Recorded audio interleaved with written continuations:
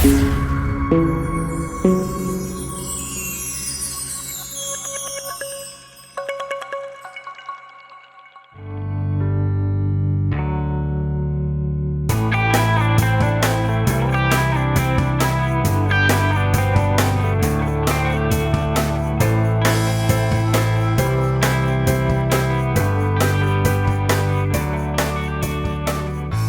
and welcome everyone to our webinar today, the VUCA Vectors, the art and science of seeing around corners.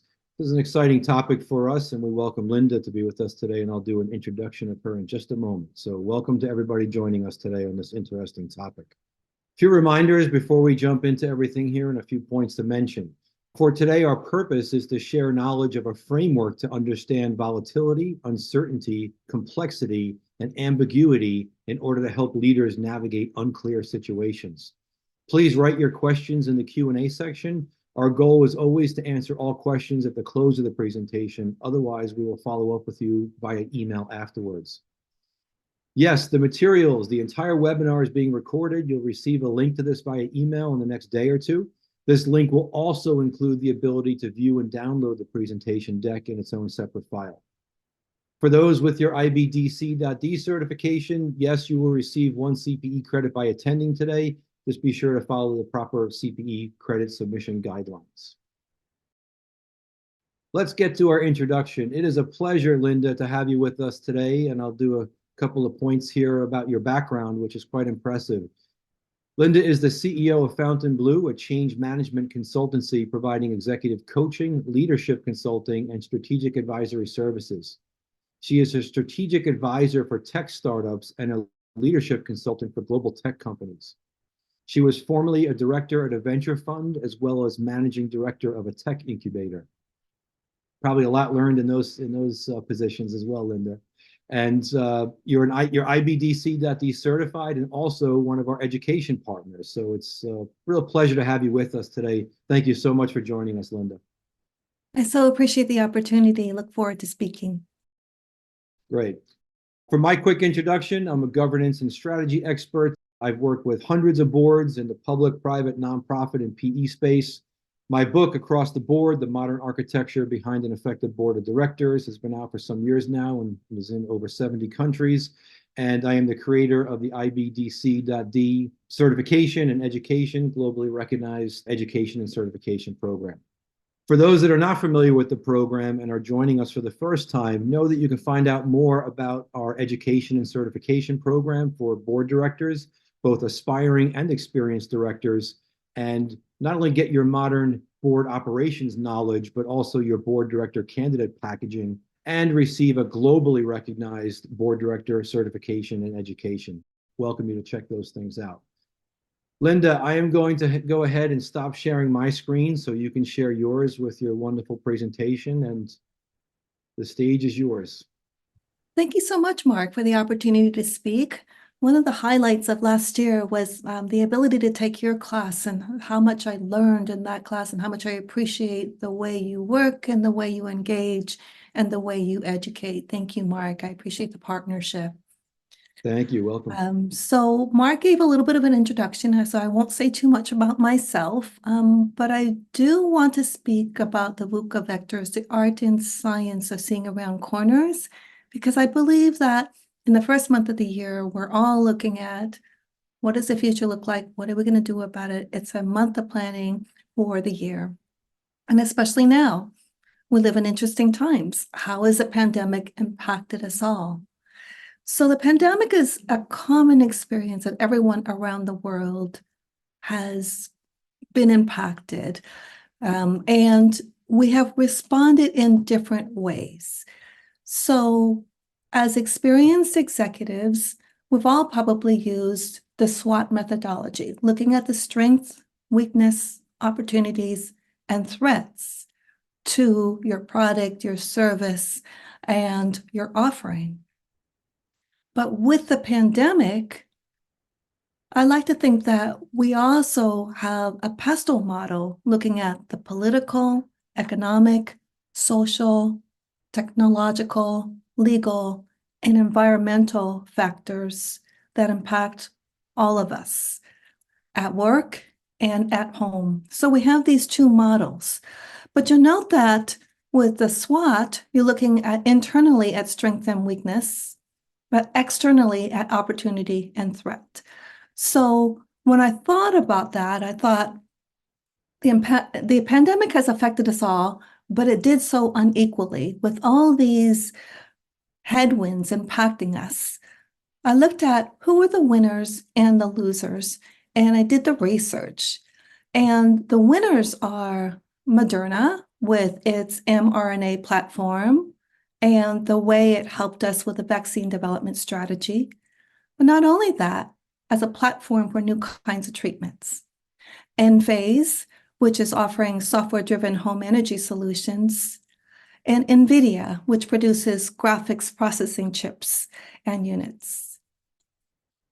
And I see as the losers, Peloton, Zoom, and DocuSign, each darlings of the pandemic, they really took a fall afterwards. So I asked myself, what allowed for the winners to come out on top? And I used a framework developed decades ago by Warren Bennis and Bert Nanas. And they looked at the VUCA vectors: volatility, uncertainty, complexity, and ambiguity. And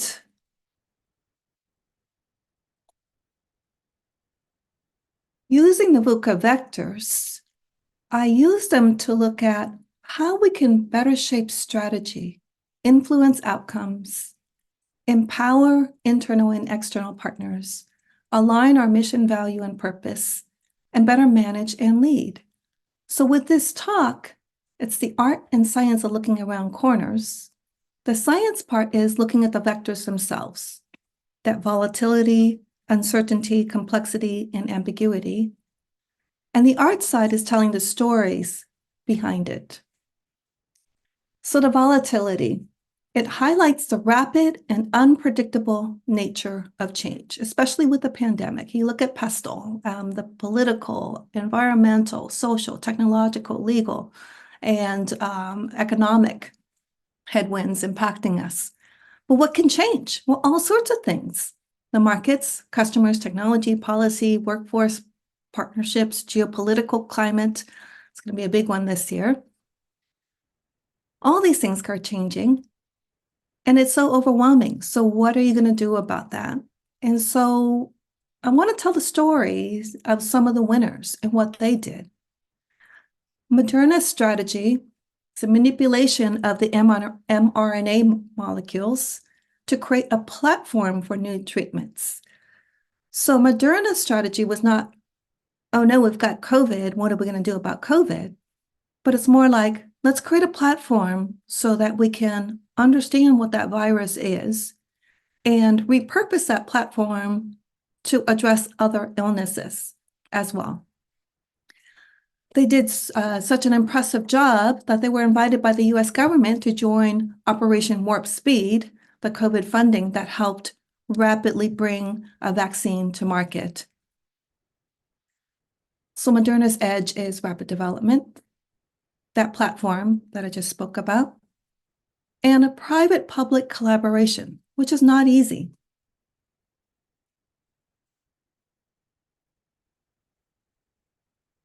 Wanted to quote the CEO, Stefan Bancel. He said, there's an opportunity for Moderna to positively impact public and global health. And with 31 active development programs, 19 of which are in the clinic, we expect to address severe, critical, unmet medical needs with the power of our mRNA platform. So they weren't just looking at what are we going to do about this particular virus, but looking at what does a future pandemic look like? How can we address multiple viruses? And they have a multiple campaign. I'm not saying that all 31 active development programs will lead to a vaccine or a treatment, but I'm saying that's vision, that's execution. And I think they'll continue to be winners. A second example is NVIDIA. It integrates hardware, software, services to create unique valuation for various markets. So in 1999, NVIDIA introduced a graphics card called GeForce, a new category of product. It's a GPU, a graphics processing unit, which unlike central processing units, CPUs, it breaks complex mathematical tasks into smaller calculations, then processing them all at once through parallel computing. Now, I'm not a mathematician or an engineer, but the concept of parallel computing means you can distribute the energy in the processing so you can do more.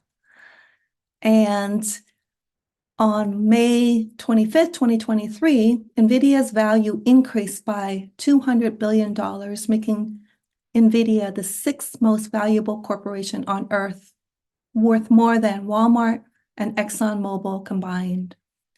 Thanks ChatGPT and everybody using the volumes of processing that we need.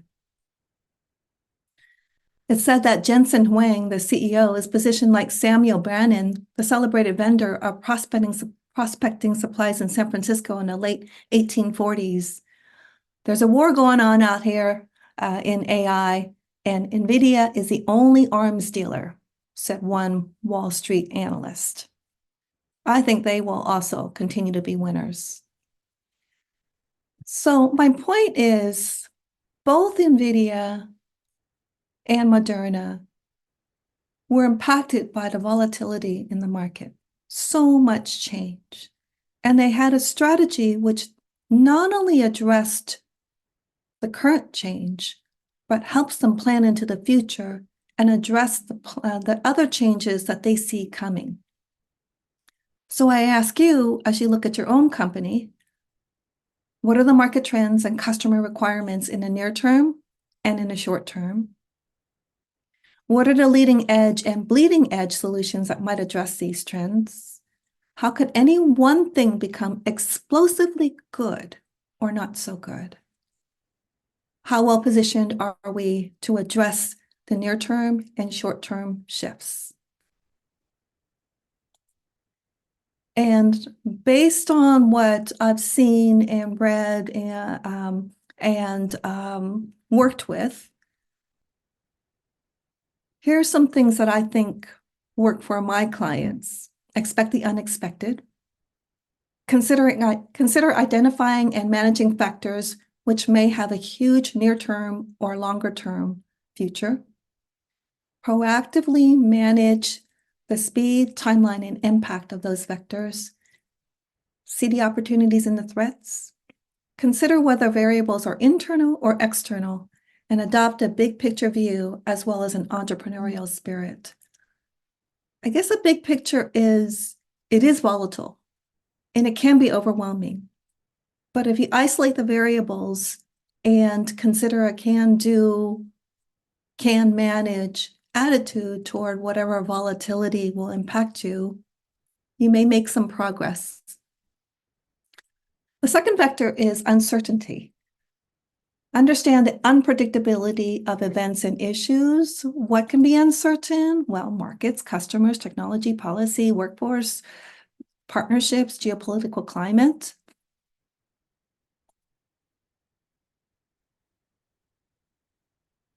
So Peloton produced at-home fitness equipment and virtual workout classes. Its revenues doubled in 2020 and became profitable for the first time in its history. But however, as the pandemic receded and people began returning to gyms and fitness studios, Peloton's business experienced a 34% drop in its stock following its fiscal first quarter earnings in November 2022. So what happened? Well, Peloton had some strategy challenges. Scaling operations too quickly.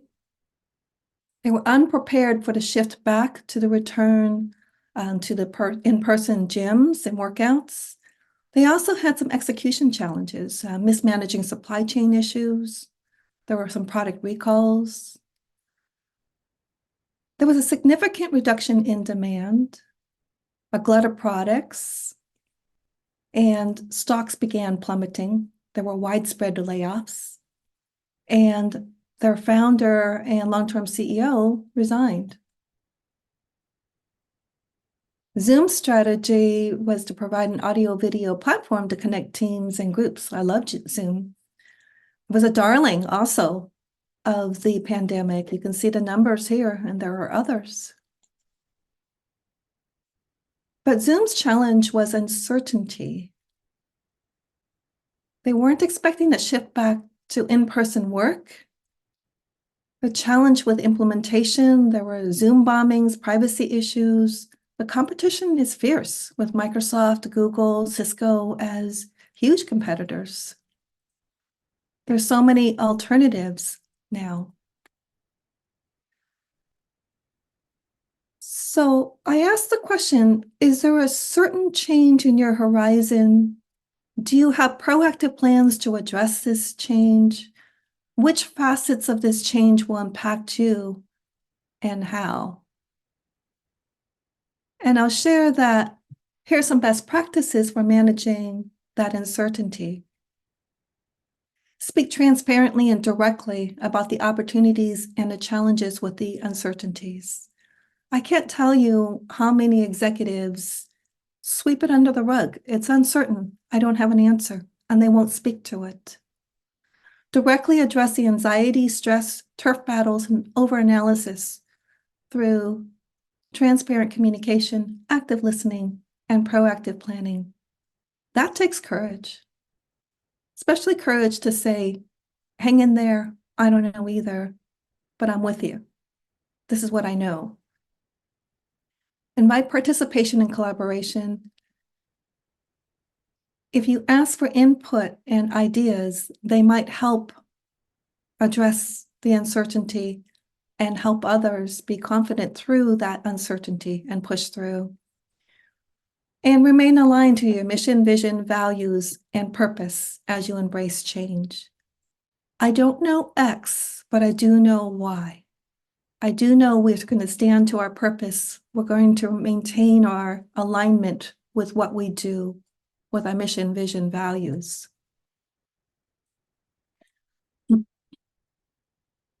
I'm going to do a quick check-in, Mark.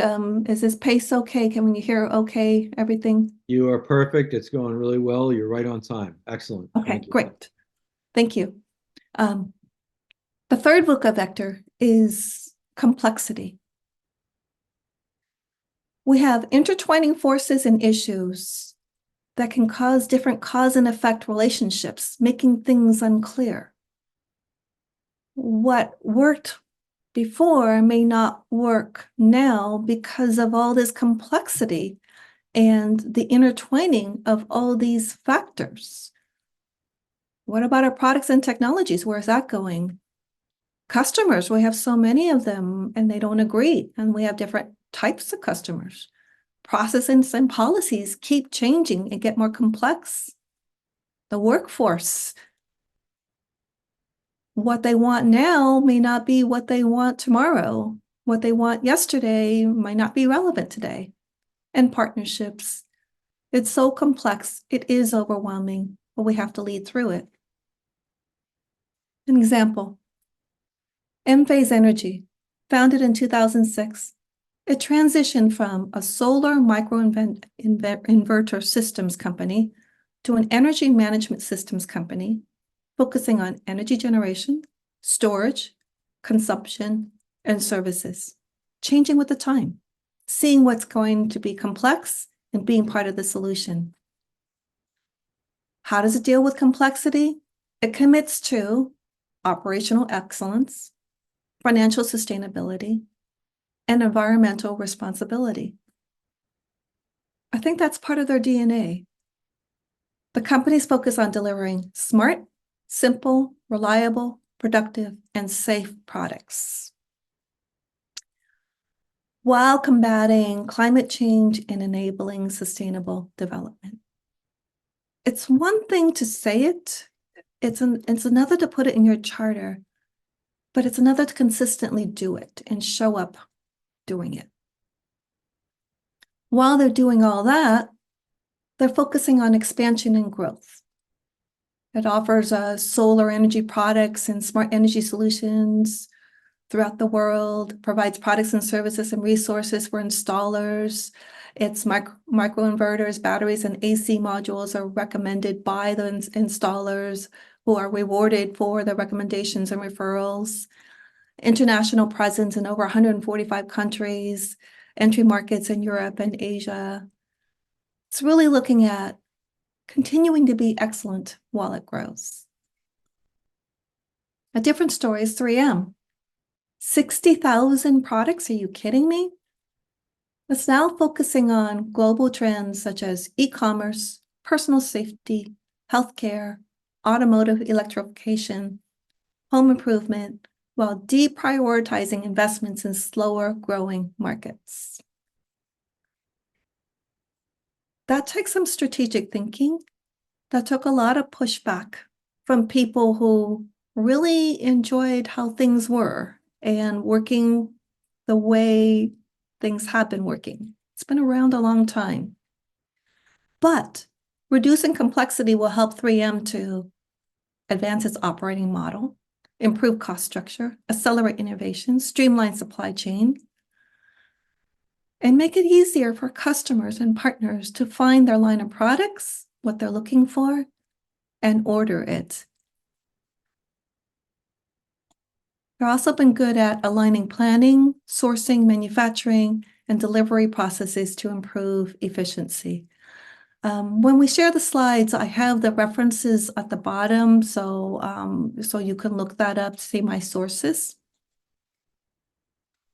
So I ask you a question. I'll bring it back to you with this vector.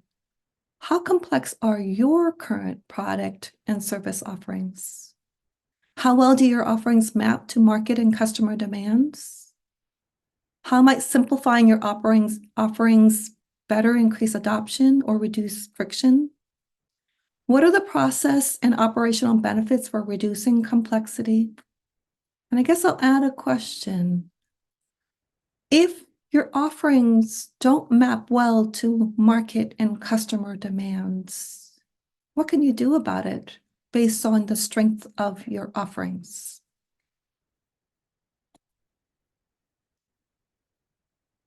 Okay, what has worked in managing this vector for my clients is helping them see the bigger picture, the interdependencies and the trends that are impacting customers. They're not doing what they're doing in a vacuum. What's impacting them to do what they do?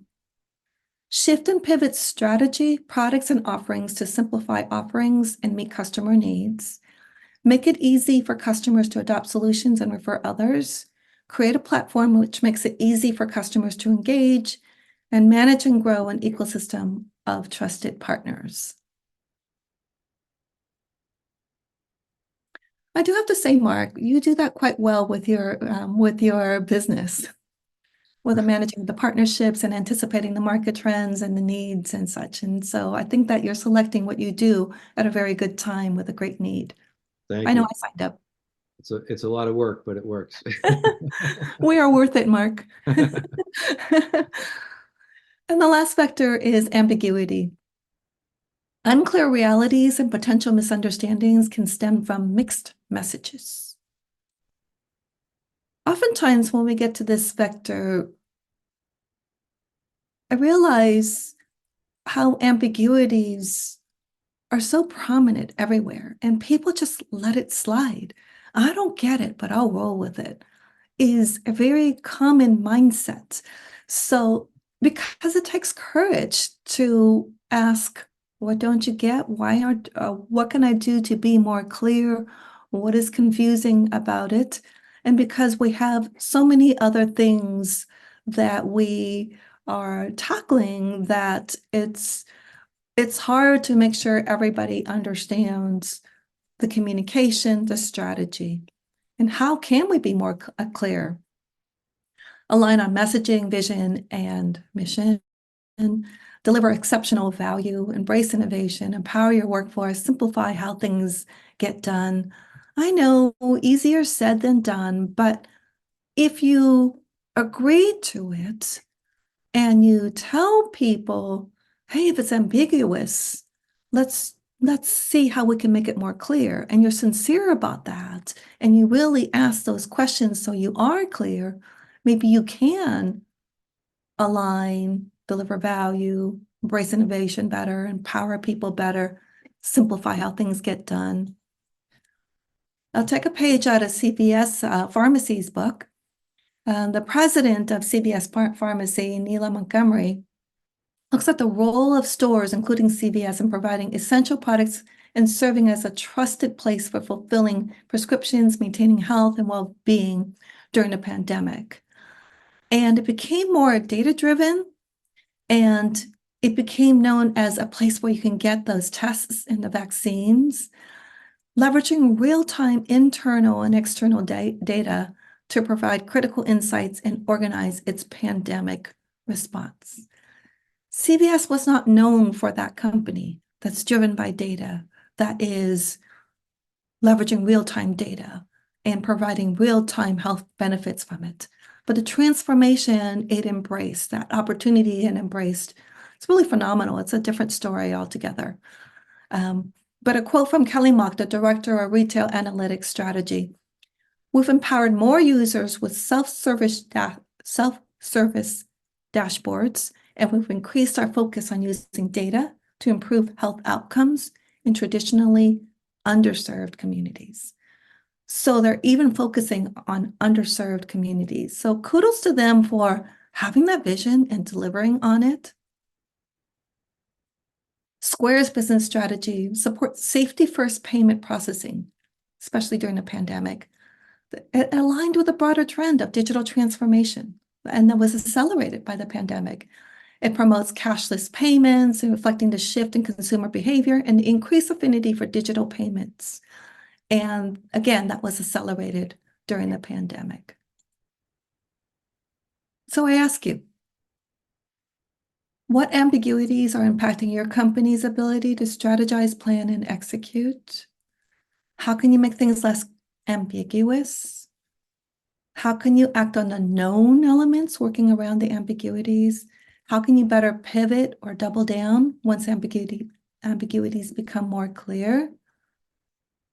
What are people confused by? And how can you draw them out so they feel it's safe to ask that needy question that they're uncomfortable asking because they don't want to make you uncomfortable? How can you step in and courageously respond so that you're authentic and clear while also instilling confidence and being transparent about what's ambiguous for you? What's worked? Define causal relationships using metrics. A lot of the ambiguity is how factors are intertwined. So if you're expecting one response, you might get a different response because it's impacted by all these other forces before it impacts you. So looking at the numbers and looking at causal relationships will help people understand what might possibly happen and how you might possibly respond. Creating a data-informed framework for decision-making.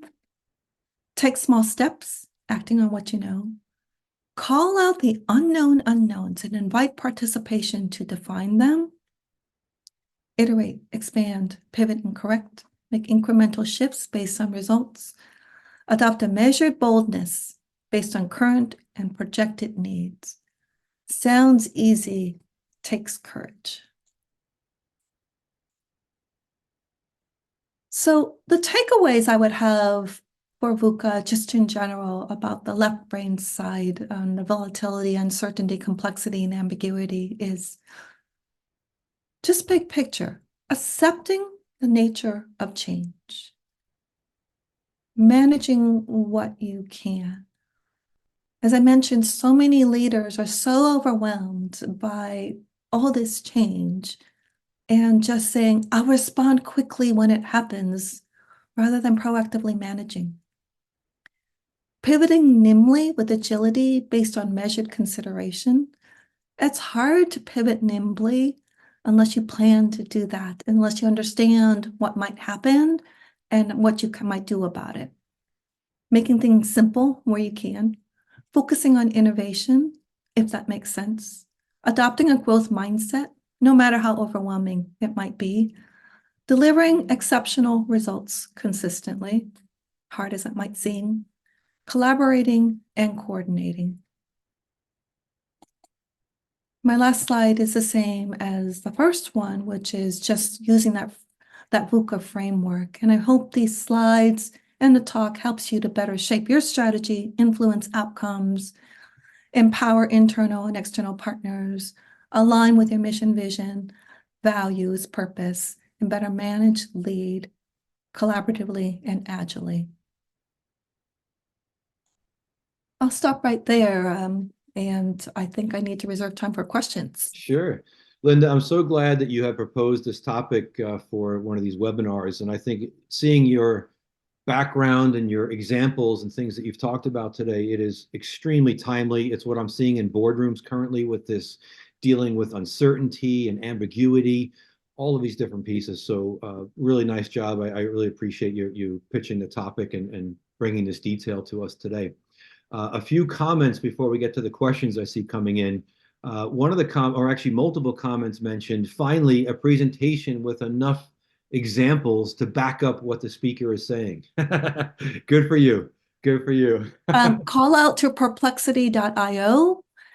I use that as my source for data that is validated. I get no commission for any of it. I just find it a great resource. Interesting. Good to know. Thank you.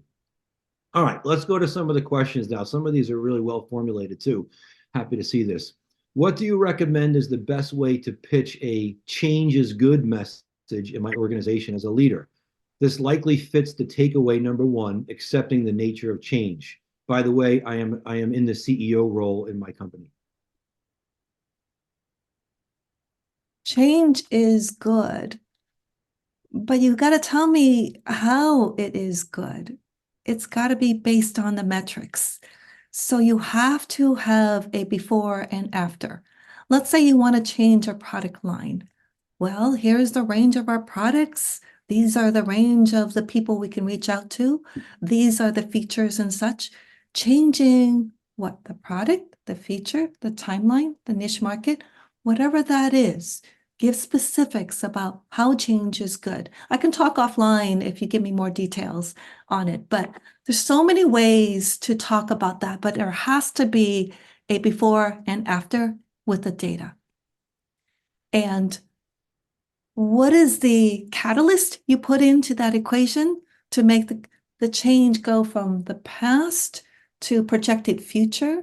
And what is the market data, the ecosystem, the influence, the external that will make sure that you are better positioned after that change? So I don't have enough context to give you a specific, but I hope that helps. Thank you. All right, another question. As a director of a public company, I feel the entire company is struggling with uncertainty, including our senior leadership, including the CEO. In the uncertainty section of your presentation, it is mentioned to speak transparently and directly about the opportunities and the challenges with the uncertainties. Can you provide examples of forums to effectively accomplish this? I'm assuming, Linda, by forums, they mean the possibly events, town halls, requesting feedback, those types of things in the question of forums. Yes. Yes, I don't know if I would advocate like a town council. Let me talk about all hands. So let's say that there's a lot of uncertainty going on, and let's say that the uncertainty is about the markets. You don't know when their markets are going to open with all these geopolitical unrest. Okay, so I would recommend that you talk about what you do know. So if you don't know about the markets, you do know about your customers. So 80% of your customers, for example, are going to continue with this product adoption, and it's projected that they will do X, Y, or Z. 60% of our technology is good, and we're going to innovate and add this layer for that. Our policy is sound in these areas, but needs to be tweaked in those areas, given projected scenarios for geopolitics, for example. Our workforce is pretty solid, but we do expect a 20% fallout because they cannot adopt the AI well enough, or they can't get from here to there, or they're going to be impacted because they're not the return to work policy or whatnot. Our partnerships are sound, but maybe we need 20% more partnerships in these areas to address what's going on with the markets. The geopolitical climate is the problem, so I never touched that. But I hope that gives you an example. Assume one of these bullets is leading and have the other bullets help stabilize that. Great, thank you, Linda. Another question, is there an outline or framework that board leaders can use to facilitate productive, actionable discussions in consideration of VUCA? Yes, what I generally do is after this presentation, I have my executives look at the top 2 or 3 most volatile, most uncertain, most complex, and most ambiguous problems facing them. And then I have them prioritize each vector and kind of dissect what's the one volatile thing and what aspect of that thing can we influence and focus on that. What's most uncertain, what's most complex, and what's most ambiguous. What I look at is the volatility and uncertainty looks like it's mostly external hitting you. Whereas the complexity and ambiguity is what you can do inside the house, inside the company, to respond to the volatility and the uncertainty. So I take an external hat and I take an internal hat, and I make that 2 separate conversations, because one person's more operationally inside minded and managed, and the other is more strategic, looking at markets and such. And so it's 2 different conversations. At least it triggers my brain in 2 different ways, and they complement each other well, but it's 2 very different things. I hope I answered the question. It was a good question. Great, thank you, Linda. And I see one other question here. Let me read this a little bit longer. Okay, this is going to be an interesting one. I feel that younger generations in the workforce are woefully unprepared to deal with ambiguity, to the point where we have realized we have no viable internal candidates to promote into senior leadership roles coming available soon. In your ambiguity list, it was mentioned to invite participation to define ambiguities. What type of participation do you recommend? Few different concepts mentioned in that question there, Linda. Okay. So, all right. So it's unclear what the realities are. There's so many potential misunderstandings and could stem from mixed messages. So as an executive, board member, C-level, whatnot, you make sure you do these things: align on messaging, deliver value, innovation, workforce, simply get things done. You wouldn't be successful at what you do if you didn't do this. Ambiguous or not, you get it done. So when I say face ambiguity head on, I say define the causal relationships. These things are impacting us in these specific ways. And this is how I know. This is what I'm measuring. This is what I know. And then it said, okay, call out, take a small steps on acting what you know. Is this where I say? I think it's for the other one where I say invite the input. You can just answer it the way that you see Okay. fit based on the question. But I can answer it in this way as well. Okay. So if you have the causal relationships and you defined it and said these 2 things are impacting each other, they're intertwined. So it's hard to predict what's going to happen. But as we measure it, when we take those individual vectors out, we get these metrics. then I would take that and say, look at this data here. How are these factors impacting? How can we influence these things so that the metrics are more in our favor? And you can ask, what did they say again? Was it a young person in the... Yeah, they're talking about the younger generations. Okay. In their opinion, they're woefully unprepared to deal with ambiguity. I said, hey, youngin, I see this causal relationship. I see these metrics. I'd love to hear your brainstorming ideas about how these things, this disparate things like this, the flood in San Diego and the need for energy in Texas, how are the two combining to impact the demand for our product line, for example? How are those two things intertwined? Here are the metrics around it. What do you think? So I don't know, but they love being asked. I think the communication part of is what you're getting at, which is key in this. Absolutely, people feeling useful. And listen, everybody in an organization brings some sort of skill set, expertise, experience that can weigh into a great outcome. So I'm thinking also, as you are, on the communication part of this. How do you get that information? How do you get that data? I'm thinking, I agree, Mark, but I'm thinking also respect. Good point. Just because they're coming across that way, like you're never going to get it, they never will. If Yeah. you have that attitude, they're never going to get it, and you can't tap on them.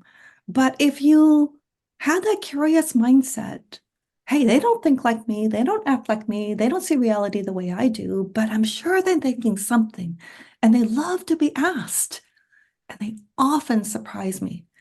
And when they surprise me, it's phenomenal because they tell all their buddies. And all these youngins want to go onto your team, onto your product line. They get tech.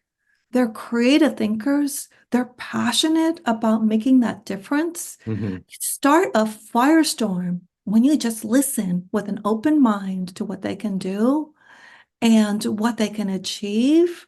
And it's never what you expect. It's never where you think they're going to go, but that might be a good thing because they might need you to a new nirvana. I don't know. Very good. Good. All right, there's two other questions here. We're going to have to move into a speed round right now, Linda. Okay. So in the next remaining minutes here, I'm going to read them quickly and maybe just a quick answer to these. In the accept uncertainty section of your presentation, sounds more easily said than done. I'm sure that's the case.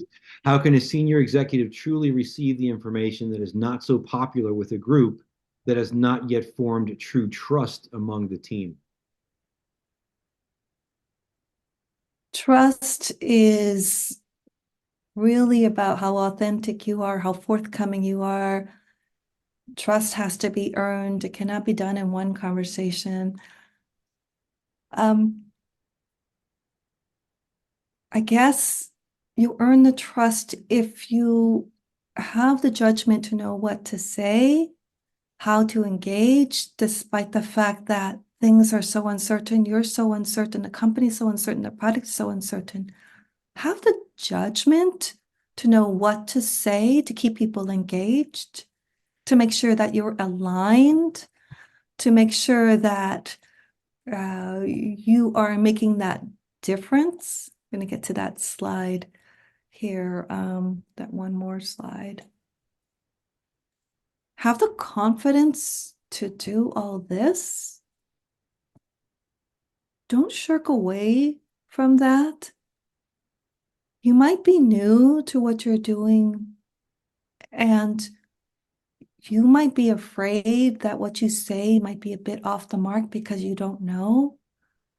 But if you have faith that you have the judgment that you're doing the right thing, that you understand truly what you want to deliver and how it benefits internal customers, external customers, moves the needle forward in some way, you got to go on faith.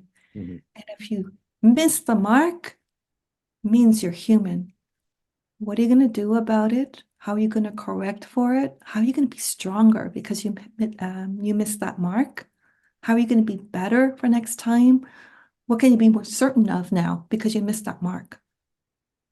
Great, thank you. We'll That's do why they one give you the more. big bucks. That's right. All right, one more quick question here. I know we're right at the end of our 45 minutes, but again, probably a 30-second answer to this. I want to make sure I get this question, and I like it a lot.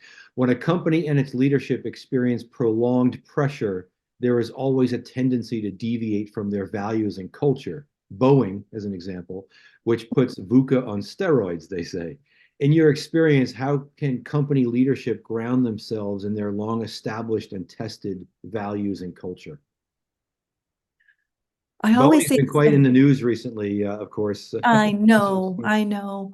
And I don't want to bash anybody.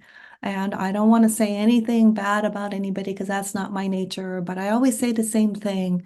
And I'll leave the names off with the companies or whatnot. Mhm, Um, what you think, what you say, and what you do has to be in alignment.